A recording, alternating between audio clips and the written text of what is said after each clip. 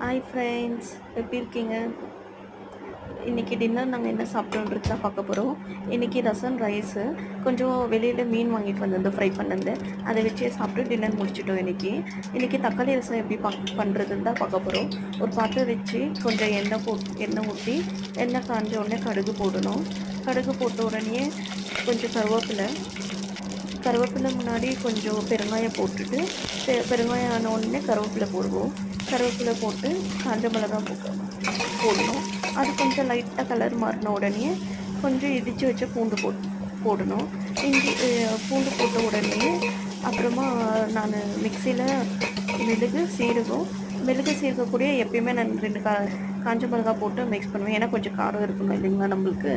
அது கொஞ்சம் போட்டுட்டு நல்லா மிக்சியில் அரைச்சி போட்டுட்டு, அதுக்கப்புறமா ஒரு தக்காளி அரைச்சி வச்சுருப்பேன் ஃப்ரெண்ட்ஸ், அது கொஞ்சம் ஊற்றிடுவேன்.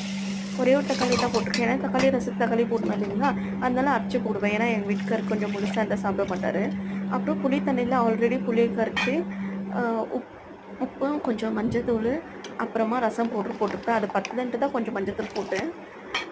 அதுக்கப்புறம் தேவையான அளவு தண்ணி ஊற்றிட்டு, அது மேலே கொஞ்சம் கொத்தமல்லி அப்படியே பிரித்து வச்சுருந்தேன், அது கொஞ்சம் போட்டுட்டு, அப்புறமா கொஞ்சம் ஹை ஃப்ளேமில் வச்சு கொஞ்சம் கொதி வரும்போது லோ பண்ணிவிட்டு கொஞ்சம் மிக்ஸ் பண்ணிவிட்டு, அதுக்கப்புறம் மூடி வச்சு ஹை ஃப்ளேமில் வந்து ஆஃப் பண்ணிடணும். இந்த மாதிரி தான் நான் ரசம் பண்ணி எங்கள் டின்னரை முடித்தேன் ஃப்ரெண்ட்ஸ்.